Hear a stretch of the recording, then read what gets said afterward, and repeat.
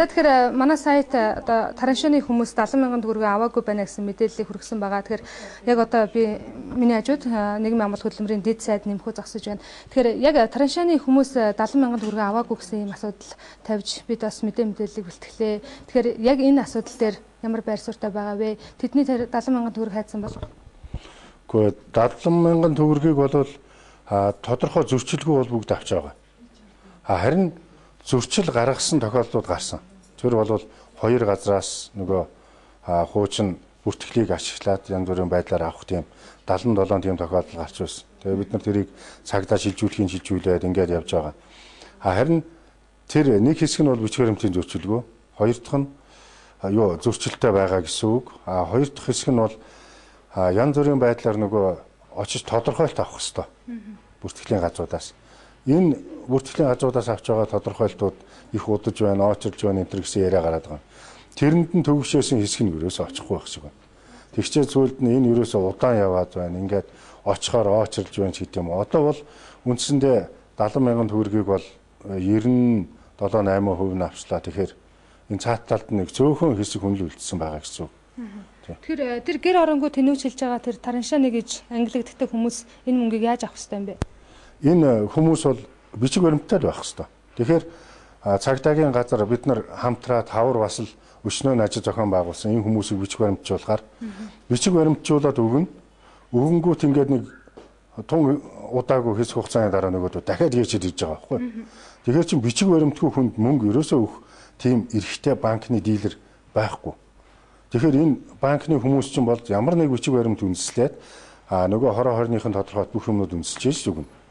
Тэгэхээр энэ дээр цагдаагийн байгууллага чадлаараа ажиллаж байна. Харин энэ хүмүүс өөрсдөө ерөөсөө эсвэл бичиг баримт аваад өгсөн ч гэсэн хайчдаг. Эсвэл яадгийн нэг хэсэг нь бол нэлээд архиудаг. За тэгээд тэгж явах үедээ хайчдаг юм уу яадгийн. Тэгээд зүгээр л хурцрээд авах тухайд яриад байгаа юм л да. Тэгэхээр зүгээр хэн нэгэн танихдахгүй хүнд энэ тараншааных юм байна гэж хэлээд шууд мөнгө өгдөг тийм тогтолцоо Монголд байхгүй. Тэгэхээр хаягийн бүртгэлгүй тэр тараншааны гэж ангилагддаг хүмүүсийн мөнгө аваагүй байгаа мөнгө хаашаа орох вэ? Энэ мөнгүүд гадаадд сурч байгаа одоо тэр үеийнхээ зуныхаа амралтаар ирж амжаагүй байгаа. Гадаадд ажиллаж байгаа хүмүүсийн мөнгө хүртэл одоо энд бүгд байж л байгаа. Энэ жилийн дараа ирээд авна уу 2 жилийн дараа ирээд авсан ч энэ мөнгө бол тэр хүмүүс нь авах хүртэл хадгалагдаад байж байна. Яагаад гэвэл Монгол улсын иргэн бүрд хуваарлагдаад очилсан байгаа мөнгө. Тэгэхээр шоронд одоо хоригдож байгаа хүмүүсийн хувьд шоронд хоригдож байгаа хүмүүс хоёр янзаар авдаг. Нэг нь бол одоо өөрөө хүсч байвал өөрийнхөө хүссэн дансанд хийдэг. Хоёр дахь зам нь бол гэр орныхондоо өөх хүсэлт гаргах юм бол тэр хүмүүст нь тэр шугамаар нь дамжуулаад өгдөг. Тэгэхээр 8 сарын 1-ээс одоо нөгөө 50,000 төгрөгийг чинь сар бүр 10,000 төгрөгөөр олгож эхлэж байна. Энэ талаар нэг товч мэдээлэл өгөөч. За одоо бид нар яг тэр бэлтгэл ажил дээр ажиллаж байна. Энэ 8 сарын 1-ээс эхлээд нөгөө иргэний бүртгэлтэйгээ холбогдоод бид нар 10,000 төгрөгийг сар бүхэн өгч эхэлнэ. За энэ үндсэндээ хүүхдүүдийн бүртгэл бол бүрэн байгаа юм. Хуучин нөгөө хүүхдийн мөнгө авч байсан болохоор энэ амархан явна.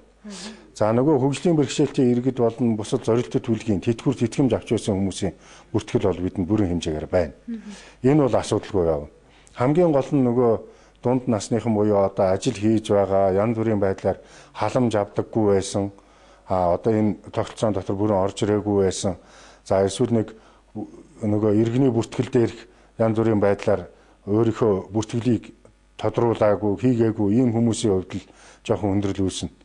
Тэгэхдээ энэ ер нь бүх хүмүүс одоо тогтмол энэ төрөөс өгч байгаа энэ хувь хишгтэй хамрагдаад явъя гэх юм бол өөрсдийнхөө төлөө нэг удаа тэр улсын бүртгэлийн газартайгаа харьцаад бичиг баримтын зөрчилгүй тэгээд одоо тэрэн дээр чинь нөгөө 10 хурууны хээ авсан тийм тусгай шинэ иргэний үнэлгээ өгч байгаа. Энийг аваад тэрэндээ хамрагдах ёстой. Шинчилсэн бүртгэд орох ёстой гэсэн үг. Тэгээд эндээ бүгдээрээ орох юм бол энэ асуудалгүй явна. Тэгвэл бүртгэл маань ерөөсөө энэ удаад нөгөө хүн амын энд тэнд байдаг олон янзын давхардлыг бүгдийг нь арилгах зорилготой байгаа болохоор тодорхой хугацаа шаардж байгаа юм л да бас. Одоо бүртгүүлсний дараа шалгалт явагдана. Тэгээд хэсэг хугацааны дараа тэр хүн мөнгө авч байгаа гэх мэтээр. Тэгэхээр энэ хугацаанд бол жоохон төвчээртэй хандаад ингээд явах юм бол асуудал байхгүй. Харин хуучин одоо хүүхдүүдэд мөнгө өгч байх үеийн тэр бүртгэл байгаа учраас тэр бүртгэл орж иж байгаа хүмүүс болвол тэр саадгүй явж байгаа. За тэгэхээр энэ талаар мэдээлэл өгсөн танд баярлалаа. Ажлын амжилт хүсье.